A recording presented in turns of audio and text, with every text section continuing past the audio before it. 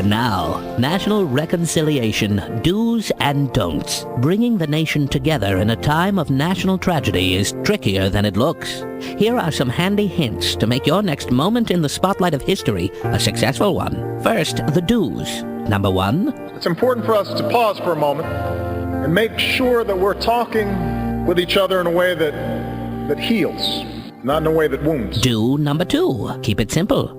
Bad things happen. We have to guard against simple explanations in the aftermath. And finally, what we cannot do is use this tragedy as one more occasion to turn on each other. That brings us to the don'ts. First, don't use this tragedy as one more occasion to turn on each other. Journalists and pundits should not manufacture a blood libel. On that note, try to avoid casting yourself as the victim with a hurtful reference. And remember, public statements are made in public, not from a bunker near the Arctic Circle. Next, try to make self-serving lies at least somewhat believable. When we take up our arms, we're talking about our vote. And finally, one more minor thing. Try to avoid spending the night of a memorial service at a cocktail party. Oh, you betcha, yeah. Follow these simple instructions, and your next attempt at bringing together a fractured nation will be a success. Next time on Do's and Don'ts, Prison Etiquette with special guest Tom DeLay. I love dancing.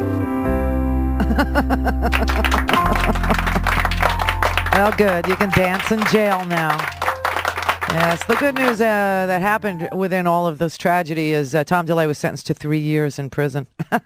Yeah.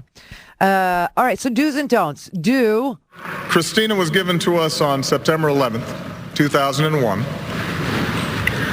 One of 50 babies born that day to be pictured in a book called Faces of Hope. On either side of her photo in that book were simple wishes for a child's life. I hope you help those in need, read one. I hope you know all the words to the national anthem and sing it with your hand over your heart. I hope you jump in rain puddles. If there are rain puddles in heaven, Christina is jumping in them today.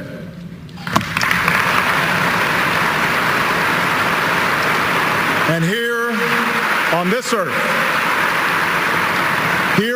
earth, we place our hands over our hearts, and we commit ourselves as Americans to forging a country that is forever worthy of her gentle, happy spirit.